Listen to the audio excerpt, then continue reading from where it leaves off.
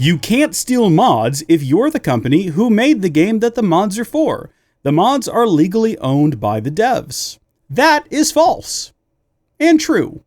Kind of a mix of both. Let's discuss it. Howdy folks, how are y'all doing? My name is Reese, and a few days ago, the news broke on Reddit and over on the Steam forums that it looked like possibly the Star Wars Battlefront Classic Collection could be shipping with mods instead of original content. The game promised that it was going to release the originally exclusive Xbox DLC for the first Battlefront game, for the second Battlefront game.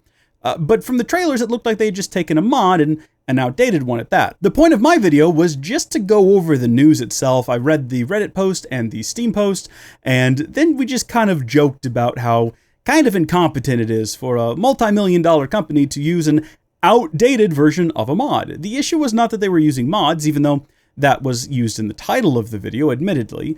The point was that this just seems kind of sloppy. If you promise people that this is going to be the same content from the original Xbox DLC, you should at least use the updated version of the mod that has that content. That was the real point of the video. But for some reason, many people decided to brigade in the comment section on behalf of multi-million-dollar companies saying that no, in fact, they can't steal mods. That was not the point of the video, but they can't because they own the mods. And that's not true. It is kind of true, and we're going to talk about it, but you need to understand that there's a lot more nuance to it all. I think there's one comment here that is full of so much confidence and yet is so wrong that it kind of is the perfect starting point for this discussion. I'm going to include the comment, but I'm not going to include the person who posted it because this is not meant to be mean or aggressive. This is not meant to be demeaning, or it's not meant to cause any sort of hate brigade towards this person. And in fact, if I see that on the previous video, I'm going to delete their comment just to spare them of it, because that's not what this is about. I'm asking you not to do that.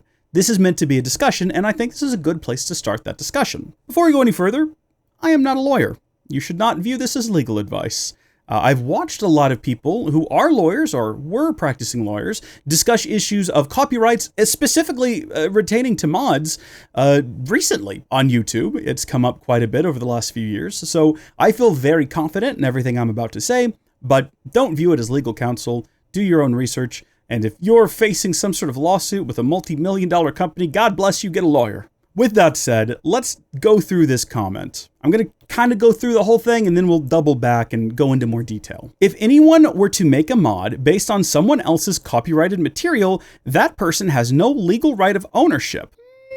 That's not true. It depends on the contents of the mod, but we'll come back to that. They are allowed to do so at the discretion of the copyright holder. This one I believe is technically correct. I disagree with it from a fundamental perspective, but legally, it's not been challenged in court, so we can never say for sure, but I think that's where a lot of the consensus stands. Were they to take the mod and put it in a re-release in this manner, they would have the full legal rights to do so, with no requirement to notify, thank, or compensate the creator. Again, wrong.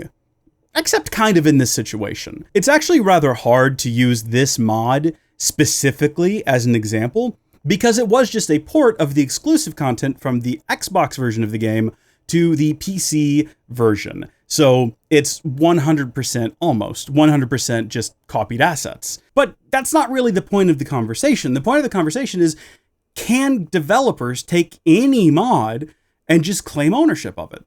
So for that, let's create a mod ourselves. We're going to do a little make-believe. So follow along with me if you can. My name is Reese and I'm a modder.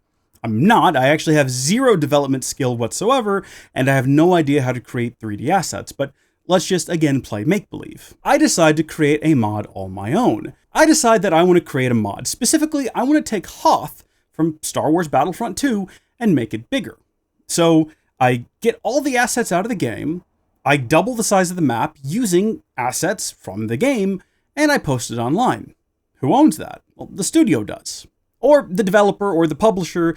The truth is, it's very complicated in these situations because some of those assets might not even be owned by the people who made the game. They might actually be licensed from another artist. So for the sake of this conversation, we're going to simplify things a lot and say the studio owns the assets. And the assets are all of the textures, all of the models, all of the sound files, all of the code. When we say assets, we mean all of those things and more. Because all I did was take those assets that belonged to that studio and remix them, it's 100% theirs. They own it and they can do whatever they want to with it. They can either incorporate it into a re-release, release it as DLC, free or paid, or heck, they could even just issue me a DMCA or Digital Millennium Copyright Act takedown notice and have me take that mod offline. All of these things are their prerogative, at least to my understanding. So if you're approaching it from that very simplistic position, then yeah, they own the mod. But it gets more complicated than that. And what you find when you research things like laws and copyright, it's all very complicated. That's why we have court cases about these things, some of which are landmark in their results because they either uphold a certain thing in the law or they tear it down and it sort of changes the landscape. So let's complicate things. In order to make a mod for Battlefront 2, I presume, not being an actual modder, that I will need certain assets from the game. I'll need some of their code to get it working, so I can't get around that. I cannot make a mod that is wholly original to me, but I can make some things all my own. So let's say I decide to put myself in the game as a mod. So I create a model of myself. So all the texturing and the mesh work, I don't know how it all works, but I make that 100% all me outside of the game.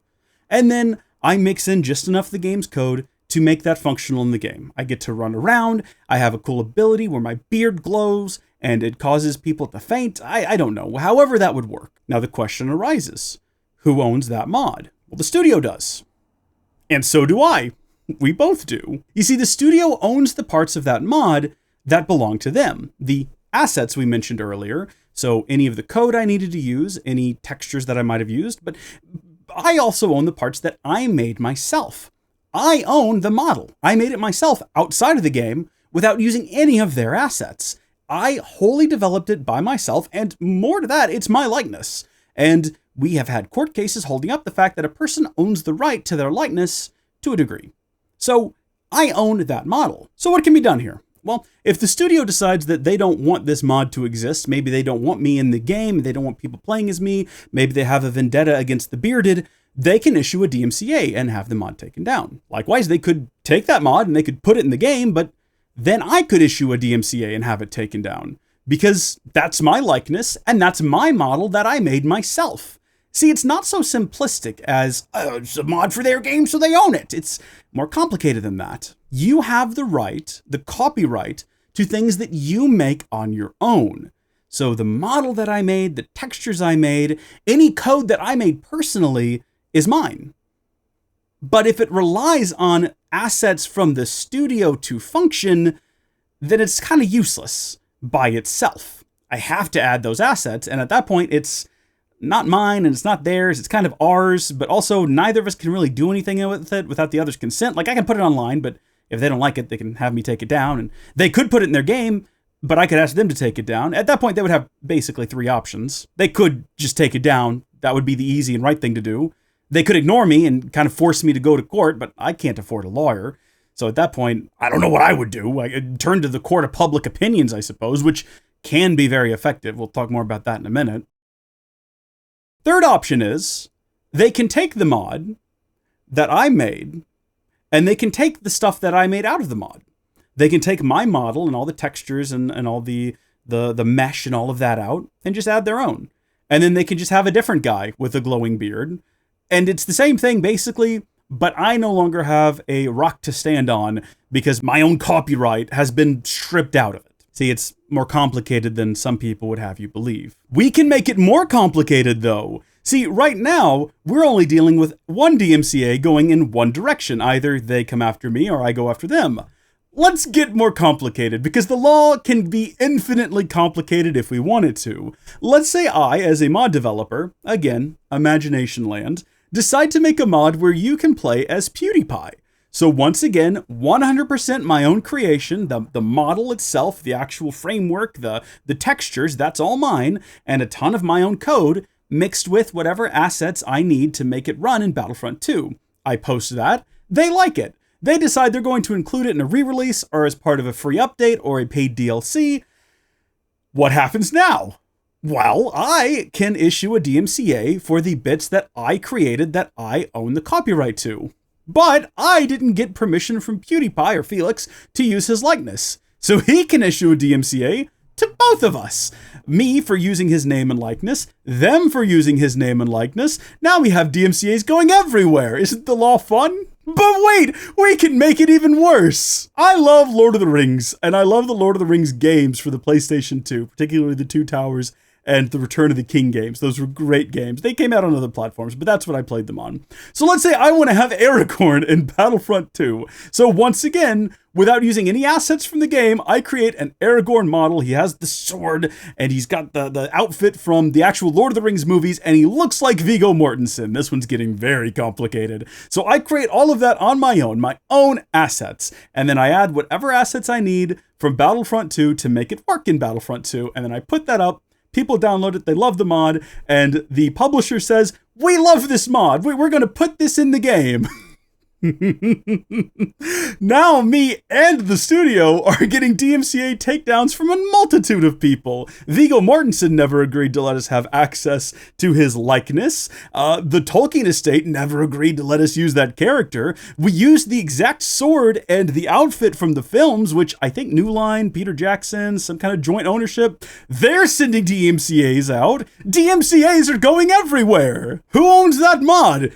Everyone and no one. It could get crazier than that though, because we could create we could, if we wanted to, create a Smash Brothers mod for Battlefront 2 that has all of the characters in Smash Brothers Ultimate, just as playable characters.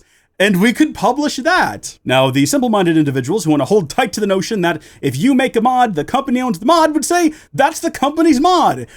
They can do whatever they want to with it, but no, they can't.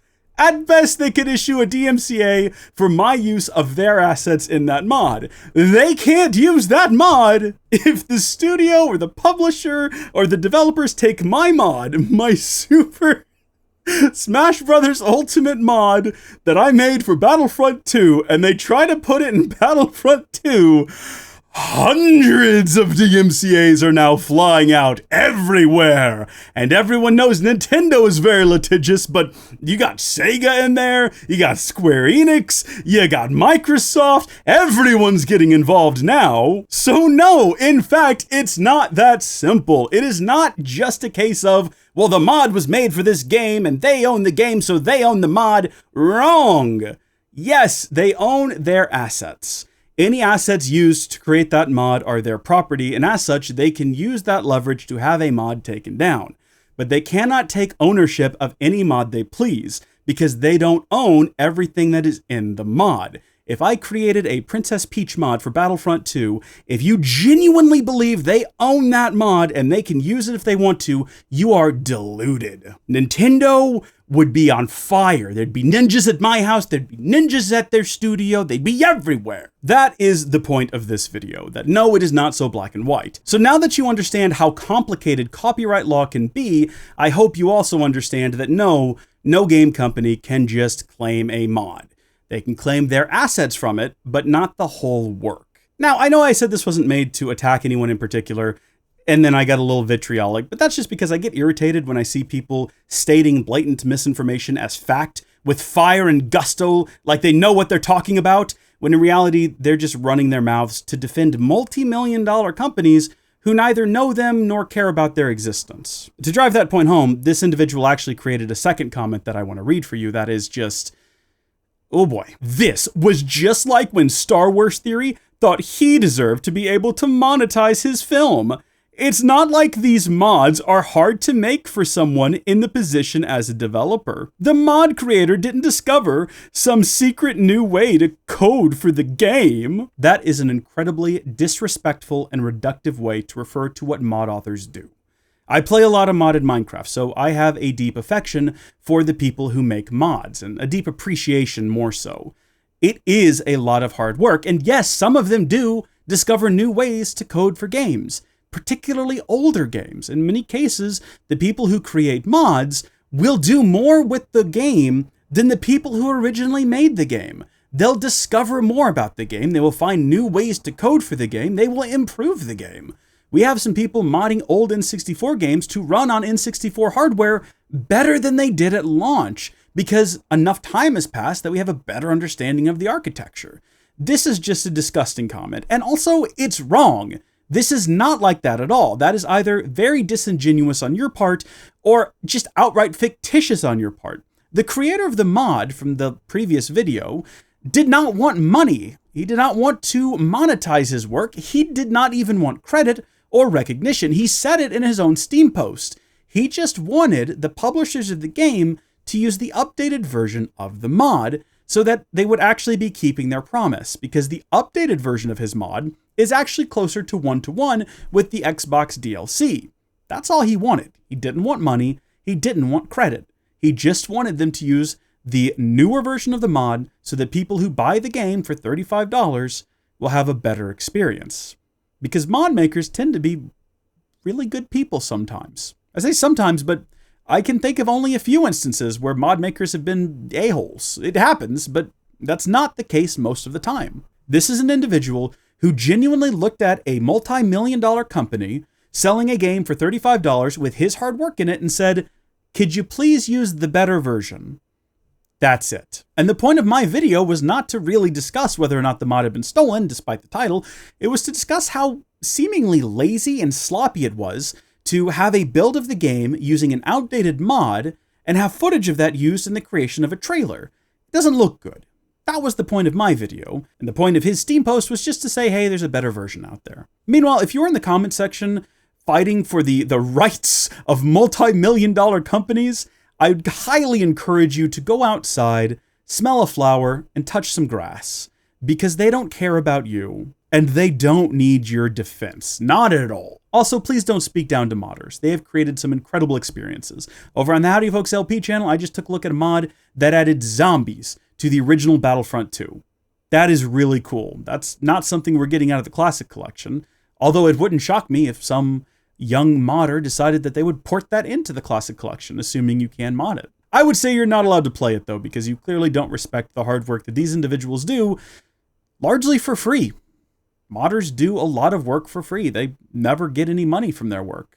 Bethesda recently opened up, within the last, half decade, where you can sell your mods, but most modders aren't getting any money. They're just doing it because they love what they do and they want to provide fun to individuals. So don't talk ill of them. That's just wrong. I feel like I've made my points very clear, and if you didn't follow them, you just weren't paying attention. Actually, that's how I know most of these comments didn't pay attention in the last video, because I read the full paragraph from the Steam post where the mod author very clearly stated he didn't care they were using his mod, he just wanted them to use the newer version. And no one paid attention to that, so I fully expect some people didn't pay attention to a word of this video either. And if that's the case, I would ask that you please respond anyway in the comments section, because engagement is engagement. Even if you're being a dummy, it still helps the video. Oh, I'm still buying the game, by the way. I don't know if I need to say this, but I'm still buying Battlefront Classic Collection on launch day. I'm still very excited about it. Till next time, thank you folks for watching. God bless you. Multi-million-dollar corporations are not your friends. Take care. Bye-bye.